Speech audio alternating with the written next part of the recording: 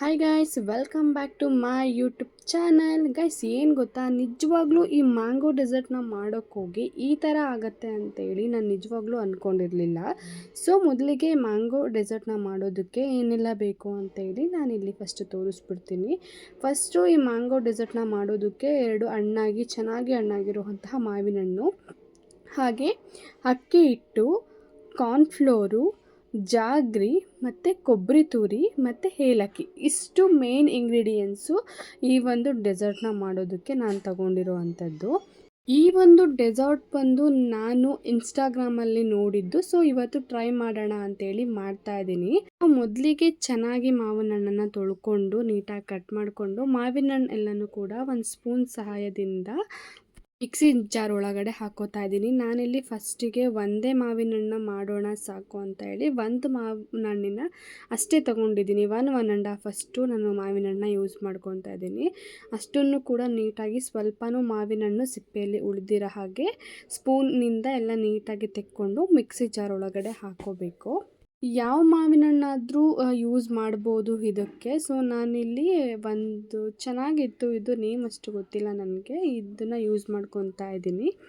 So ನೀವು ಬೇರೆ ಇನ್ಯಾವುದಾದ್ರೂ ಮಾವಿನ ಹಣ್ಣನ್ನು ಯೂಸ್ ಮಾಡ್ಕೋಬೋದು. ನೆಕ್ಸ್ಟು ಅದಕ್ಕೆ 1.5 ಸ್ಪೂನಷ್ಟು ನಾನಿಲ್ಲಿ ಕಾರ್ನ್ಫ್ಲೋರ್ನ ಯೂಸ್ ಮಾಡ್ಕೋತಾ ಇದ್ದೀನಿ. 1 ಸ್ಪೂನ್ ಆದರೂ ಓಕೆ, ಬಟ್ ನಾನಿಲ್ಲಿ ಸ್ವಲ್ಪ 1/2 ಸ್ಪೂನ್ ಜಾಸ್ತಿ ಹಾಕ್ಕೊಂಡೆ. ಮತ್ತು ಅಕ್ಕಿ ಹಿಟ್ಟನ್ನ ಹಾಕೋತಾ ಇದ್ದೀನಿ. ಅಕ್ಕಿ ಹಿಟ್ಟನ್ನ ನಾನಿಲ್ಲಿ 2 ಸ್ಪೂನಷ್ಟು ಯೂಸ್ ಮಾಡ್ಕೋತಾ ಇದ್ದೀನಿ.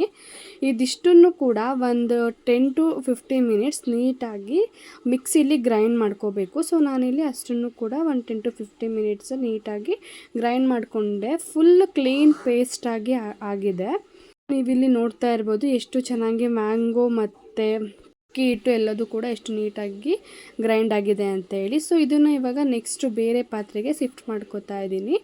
ಇದಷ್ಟನ್ನು ಕೂಡ ಮಿಕ್ಸಿ ಜಾರಿಂದ ಬೇರೆ ಪಾತ್ರೆಗೆ ಶಿಫ್ಟ್ ಮಾಡಿಕೊಂಡು 1-2 ಸತಿ ನೀಟಾಗಿ ಅದನ್ನು ನಾನು ಮಿಕ್ಸ್ ಮಾಡಿ ಎತ್ತಿಟ್ಕೋತಾ ಇದ್ದೀನಿ. ಇವಾಗಂತೂ ಮ್ಯಾಂಗೋ ಸೀಸನ್ ಆಗಿದೆ ಅಲ್ವಾ, ಸೊ ಹಾಗಾಗಿ ಮ್ಯಾಂಗೋದಲ್ಲಿ ಏನೆಲ್ಲ ರೆಸಿಪೀಸ್ನ ಟ್ರೈ ಮಾಡ್ಬೋದು, ಆಲ್ಮೋಸ್ಟ್ ಎಲ್ಲ ರೆಸಿಪೀಸ್ಗಳನ್ನು ನಾನು ಟ್ರೈ ಮಾಡ್ತಾ ಇರ್ತೀನಿ. ಸೊ ಹಾಗೆ ಕೂಡ ಇದನ್ನು ಒಂದು ಟ್ರೈ ಮಾಡೋಣ ಅಂತೇಳಿ ಸೊ ಇವತ್ತು ಈ ಡೆಸರ್ಟ್ನ ಮಾಡ್ತಾ ಇದ್ದೀನಿ.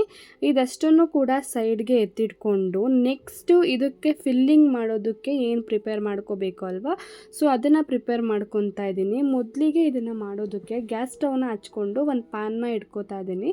ಪ್ಯಾನ್ ಸ್ವಲ್ಪ ಬಿಸಿ ಆದಮೇಲೆ 1.5 ಸ್ಪೂನಷ್ಟು ನಾನಿಲ್ಲಿ ತುಪ್ಪನ ಬಳಸ್ಕೋತಾ ಇದ್ದೀನಿ. ತುಪ್ಪ ಇದ್ದರೆ ಬಳಸ್ಕೋಬೋದು, ಇಲ್ಲ ಅಂತ ಅಂದರೆ ಸ್ಕಿಪ್ ಮಾಡ್ಬೋದು, ಬಟ್ ಫ್ಲೇವರ್ಗೆ ಚೆನ್ನಾಗಿರುತ್ತೆ ಅಂತೇಳಿ ನಾನಿಲ್ಲಿ ತುಪ್ಪನ ಬಳಸ್ಕೋತಾ ಇದ್ದೀನಿ. ತುಪ್ಪ ಸ್ವಲ್ಪ ಗಟ್ಟಿ ಇತ್ತು, ಹಾಗಾಗಿ ಒಂದು 2 ಮಿನಿಟ್ಸ್ ಅದು ಫುಲ್ಲು ಮೆಲ್ಟ್ ಆದಮೇಲೆ ಅದಕ್ಕೆ ನಾನು ಕೊಬ್ಬರಿ ಪುಡಿ ಏನಿದೆ ಅದನ್ನು ಸೇರಿಸ್ಕೋತಾ ಇದ್ದೀನಿ. ಕೊಬ್ಬರಿ ತುರಿ ಬದಲಿಗೆ ಹಸಿ ಕಾಯಿ ತುರಿ ಇದ್ದರೆ ಹಸಿ ಕಾಯಿ ತುರಿನೂ ಕೂಡ ಇಲ್ಲಿ ಬಳಸ್ಕೋಬೋದು. ಸೊ ಕೊಬ್ಬರಿ ಪುಡಿನ ಹಾಕ್ಕೊಂಡು ಒಂದು 2 ಮಿನಿಟ್ಸ್ ನೀಟಾಗಿ ಫ್ರೈ ಮಾಡ್ಕೋಬೇಕು. ಕಾಯಿ ತುರಿನ ಹಾಕ್ಕೊಂಡ್ರೆ ಒಂದು 10 ಮಿನಿಟ್ಸ್ ಆದರೂ ನೀಟಾಗಿ ಫ್ರೈ ಮಾಡ್ಕೋಬೇಕಾಗುತ್ತೆ. ಕೊಬ್ಬರಿ ಆಗಿರೋದ್ರಿಂದ ನಾನು ಸ್ವಲ್ಪ ಒಂದು 2 ಮಿನಿಟ್ಸ್ ಅಷ್ಟೇ ಇಲ್ಲಿ ಫ್ರೈ ಮಾಡ್ಕೋತಾ ಇದ್ದೀನಿ. ನೆಕ್ಸ್ಟು ಇದು ಫ್ರೈ ಮಾಡಿಕೊಂಡು ಆದಮೇಲೆ ಜಾಗ್ರಿನ ಆ್ಯಡ್ ಮಾಡ್ಕೋಬೇಕು. ಇದಕ್ಕೆ ಜಾಗ್ರಿನ ನಾನಿಲ್ಲಿ ಸ್ವಲ್ಪ ತೊಗೊಂಡಿದ್ದೀನಿ, ಯಾಕಂತ ಅಂದರೆ ಆಲ್ರೆಡಿ ಮ್ಯಾಂಗೋ ಸ್ವಲ್ಪ ಸ್ವೀಟ್ ಇರುತ್ತೆ ಅಲ್ವಾ, ಸೊ ಹಾಗಾಗಿ ನಾನಿಲ್ಲಿ ಜಾಗ್ರಿನ ಸ್ವಲ್ಪ ತೊಗೊಂಡಿದ್ದೀನಿ. ಜಾಗ್ರಿ ಮತ್ತು ಏಲಕ್ಕಿ ಇದಿಷ್ಟನ್ನು ಹಾಕ್ಕೊಂಡು ಒಂದು 10 ಮಿನಿಟ್ಸ್ ನೀಟಾಗಿ ಫ್ರೈ ಮಾಡ್ಕೋಬೇಕು. ಎರಡೂ ಕೂಡ ನೀಟಾಗಿ ಹೊಂದ್ಕೋಬೇಕು, ಕೊಬ್ಬರಿ ಮತ್ತು ಜಾಗ್ರಿ ಇದಷ್ಟು ಕೂಡ. ಜಾಗ್ರಿ ಏನಾದರೂ ಸ್ವಲ್ಪ ನೀರು ಬಿಟ್ಟಿಲ್ಲ ಅಂತ ಅಂದರೆ ಸ್ವಲ್ಪ ನೀರನ್ನ ಆ್ಯಡ್ ಮಾಡಿಕೊಂಡು ಫ್ರೈ ಮಾಡಿಕೊಂಡ್ರೆ ಚೆನ್ನಾಗಿ ಹೊಂದ್ಕೊಳ್ಳುತ್ತೆ. ಒಂದು ಉಂಡೆ ಕಟ್ಟೋ ರೀತಿಯಲ್ಲಿ ಸಿಗಬೇಕು, ಅಲ್ಲಿ ತನಕ ನೀಟಾಗಿ ಅದನ್ನು ನಾವು ಫ್ರೈ ಮಾಡ್ಕೋಬೇಕಾಗುತ್ತೆ. ಫ್ಲೇಮ್ ಬಂದು ಫ್ಲೇಮಲ್ಲಿನೇ ಇರಬೇಕು. ಸೊ ಹೈ ಫ್ಲೇಮಲ್ಲಿ ಇಟ್ಕೊಂಡ್ರೆ ಹೊತ್ತೋಗ್ಬಿಡುತ್ತೆ. ಸೊ ಮೀಡಿಯಮ್ ಫ್ಲೇಮಲ್ಲಿ ಇಟ್ಕೊಂಡು ನೀಟಾಗಿ ಫ್ರೈ ಮಾಡ್ಕೊಬೇಕು. ಸೊ ನೀವಿಲ್ಲಿ ನೋಡ್ತಾ ಇದ್ದೀರಾ ಅಲ್ವಾ ಎಷ್ಟು ಚೆನ್ನಾಗಿ ಕಲರ್ ಚೇಂಜ್ ಆಗಿದೆ, ಎರಡೂ ಕೂಡ ಎಷ್ಟು ಚೆನ್ನಾಗಿ ಉತ್ಕೊತಿದೆ ಅಂತ ಹೇಳಿ. ಟೇಸ್ಟ್ ವೈಸು ಕೂಡ ಚೆನ್ನಾಗಿ ಇತ್ತು. ನಾವು ಈ ಕೊಬ್ಬರಿ ಮಿಠಾಯಿ ಮಾಡ್ತೀವಿ ಅಲ್ವಾ, ಆ ಥರ ಟೇಸ್ಟ್ ಸಿಗ್ತಾಯಿತ್ತು. ಈ ಬೆಲ್ಲ ಮತ್ತು ಕಾಯಿ ಎರಡನ್ನೂ ಕೂಡ ಫ್ರೈ ಮಾಡಿಕೊಂಡಾಗ ಹಿಂಗೆ ತಿನ್ನೋದಕ್ಕೇ ತುಂಬ ಚೆನ್ನಾಗಿ ಅನ್ನಿಸ್ತಾಯಿತ್ತು ಇದಂತೂ. ಸೊ ನಾನು ಎರಡನ್ನೂ ಕೂಡ ನೀಟಾಗಿ 10 ಮಿನಿಟ್ಸ್ ಫ್ರೈ ಮಾಡ್ಕೊಂಡಾದಮೇಲೆ ಇದನ್ನು ಆರೋದಕ್ಕೆ ಇಡಬೇಕು. ಒಂದು 5 ಮಿನಿಟ್ಸ್ ಇಟ್ಟರೆ ಸಾಕು, ಇದು ತಣ್ಣಗಾಗ್ಬಿಡುತ್ತೆ. ಸೊ ನೆಕ್ಸ್ಟು ಇದನ್ನು ಒಂದು ಬಾಳೆದೆಲೆ ಇದ್ದರೆ ಬಾಳೆದೆಲೆ ಮೇಲೂ ಹಾಕ್ಬೋದು. ಸೊ ನಾನಿಲ್ಲಿ ಇಡ್ಲಿ ಪ್ಲೇಟ್ ಇರುತ್ತೆ ಅಲ್ವಾ, ಅದಕ್ಕೆ ತೊಗೊಂಡು ಅದ್ರ ಮೇಲೆ ಒಂದು ವೈಟ್ ಬಟ್ಟೆನ ಹಾಕ್ಕೊಂಡಿದ್ದೀನಿ. ವೈಟ್ ಬಟ್ಟೆನ ನಾನಿಲ್ಲಿ ಸ್ವಲ್ಪ ನೀರನ್ನ ಹಾಕಿದ್ದೀನಿ ವೈಟ್ ಬಟ್ಟೆಗೆ. ಅದಾದಮೇಲೆ ಆವಾಗಲೇ ಗ್ರೈಂಡ್ ಮಾಡಿ ಇಟ್ಕೊಂಡಿದ್ವಿ ಅಲ್ವಾ ಮ್ಯಾಂಗೋ, ಅದನ್ನು ನಾನಿಲ್ಲಿ ಫಸ್ಟ್ ಲೇಯರು ಕೆಳಗಡೆ ಹಾಕ್ಕೋತಾ ಇದ್ದೀನಿ.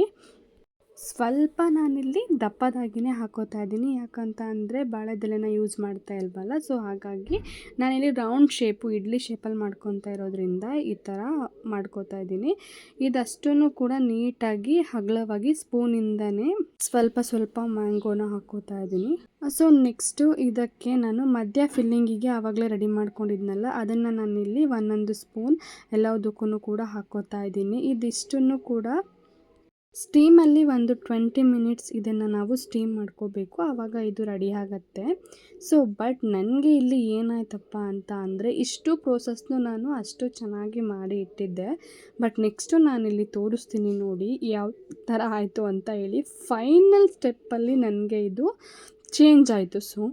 ಸೊ ಇವಾಗ ನೋಡೋಣ ಯಾವ ಥರ ಆಗಿದೆ ಅಂತೇಳಿ ನಾನಿವಾಗ ನಿಮಗೆ ತೋರಿಸ್ತೀನಿ.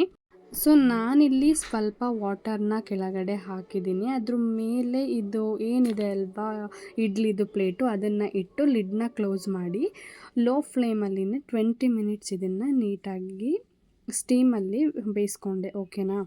ಬಟ್ 20 ಮಿನಿಟ್ಸ್ ಆದಮೇಲೆ ನೋಡಿ ಯಾವ ಥರ ಆಗಿದೆ ಅಂತ ಹೇಳಿ. ಫುಲ್ ಅದು ಗಟ್ಟಿಗೆ ಬಂದೇ ಇಲ್ಲ, ಮ್ಯಾಂಗೋ ಫುಲ್ ಅಪ್ಪಚ್ಚಿ ಥರ ಆಗೋಗ್ಬಿಟ್ಟಿದೆ. ಅದನ್ನ ನೋಡಿ ಏನು ಮಾಡಬೇಕಂತಲೇ ನನಗೆ ಗೊತ್ತಾಗಲಿಲ್ಲ ಗೈಸ್. ಫೈನಲ್ ಸ್ಟೆಪ್ಪಲ್ಲಿ ಫೇಲ್ ಆಗಿಬಿಡ್ತು ಈ ರೆಸಿಪಿ.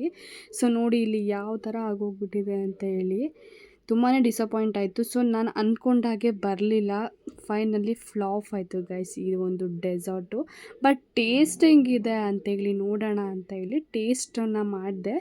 ಬಟ್ ಟೇಸ್ಟ್ ವೈಸು ಕೂಡ ಓಕೆ ಆಗಿತ್ತು, ಅಷ್ಟೊಂದು ಪರ್ಫೆಕ್ಟಾಗಿ ಸಖತ್ತಾಗಿದೆ ಅನ್ನೋ ಥರ ಇರಲಿಲ್ಲ ಗೈಸ್. ಫೈನಲಿ ಇಷ್ಟು ದಿನ ನಾನು ಟ್ರೈ ಮಾಡ್ತಿರೋಂತಹ ರೆಸಿಪಿಗಳಲ್ಲಿ first recipe is failed guys ಈ ಒಂದು ಮ್ಯಾಂಗೋ ಸೀಸನ್ನಲ್ಲಿ. ಸೊ ನಿಮಗೆ ಯಾರಿಗಾದರೂ ಈ ರೆಸಿಪಿ ಸರಿಯಾಗಿರೋ ಮೆಥಡ್ ಏನಾದರೂ ಗೊತ್ತಿದ್ದರೆ ಪ್ಲೀಸ್ ನನಗೆ ಕಮೆಂಟ್ ಮಾಡಿ, ನಾನು ಮತ್ತೆ ಟ್ರೈ ಮಾಡ್ತೀನಿ. ಸೊ ಯಾರಿಗಾದರೂ ಕರೆಕ್ಟ್ ರೆಸಿಪಿ ಮೆಥಡ್ ಗೊತ್ತಿದ್ದರೆ, ಸೊ ಇದೇ ಥರ ವೀಡಿಯೋಸ್ನ ನೋಡೋದಕ್ಕಾಗಿ ಯಾರೆಲ್ಲ ನನ್ನ ಚಾನಲ್ನ ಫಸ್ಟ್ ಟೈಮ್ ವಿಸಿಟ್ ಮಾಡಿದ್ದೀರಾ ಸಬ್ಸ್ಕ್ರೈಬ್ ಮಾಡ್ಕೊಳ್ಳಿ, ಹಾಗೆ ಕಮೆಂಟ್ ಮಾಡಿ ನೆಕ್ಸ್ಟು ಯಾವುದಾದ್ರೂ ಫುಡ್ಡು ನನ್ನ ವೀಡಿಯೋಸ್ನ ಮಾಡಬೇಕಂತ ಅಂದರೆ ನಾನು ನೆಕ್ಸ್ಟ್ ನನ್ನ ಅಪ್ಕಮಿಂಗ್ ವೀಡಿಯೋಸಲ್ಲಿ ಆ ಒಂದು ಫುಡ್ನ ಮಾಡೋದಕ್ಕೆ ಪ್ರಯತ್ನ ಪಡ್ತೀನಿ. ಥ್ಯಾಂಕ್ ಯು ಸೋ ಮಚ್ ಇಷ್ಟೊತ್ತು ನನ್ನ ವೀಡಿಯೋನ ವಾಚ್ ಮಾಡಿರೋದಕ್ಕಾಗಿ. ಇದೇ ಥರ ನನ್ನ ಚಾನಲ್ನ ಸಪೋರ್ಟ್ ಮಾಡ್ತಾಯಿರಿ. Thank you.